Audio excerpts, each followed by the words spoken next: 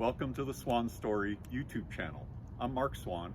I'm Barb, and this is Polly.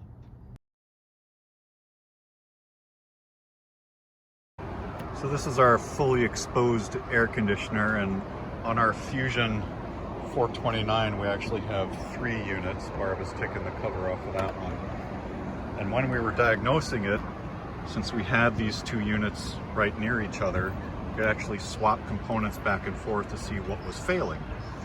So if you look down in here, you can actually see 2 control boxes, a black one and a gray one.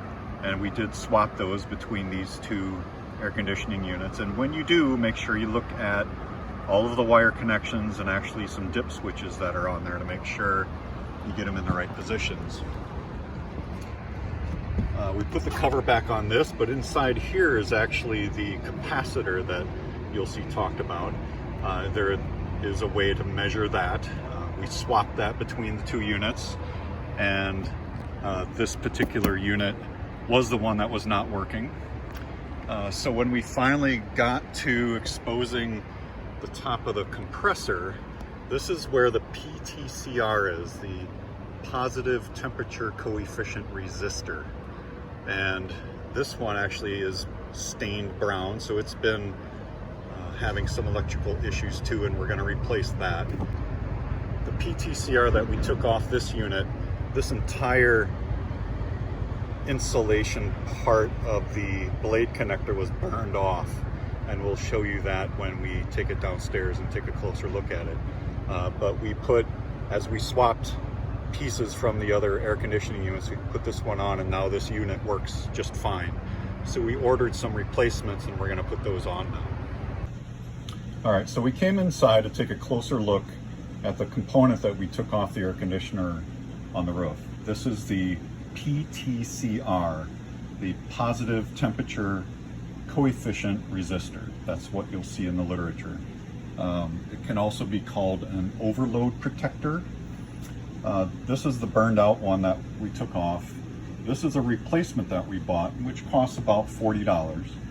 And as you can see, the female part of the blade connector does have some insulation around it, and clearly burned off of the old one. And when we were looking at reasons why these things fail, one of the issues was having a good solid connection. And I want to just take a minute and look at an actual blade connector that you might find at a convenience store, a hardware store.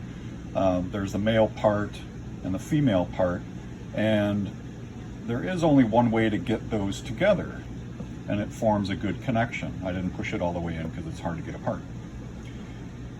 But on this component, with the insulation around the female part, it's actually possible to push the blade, the male part, in between the insulation and the actual female connector.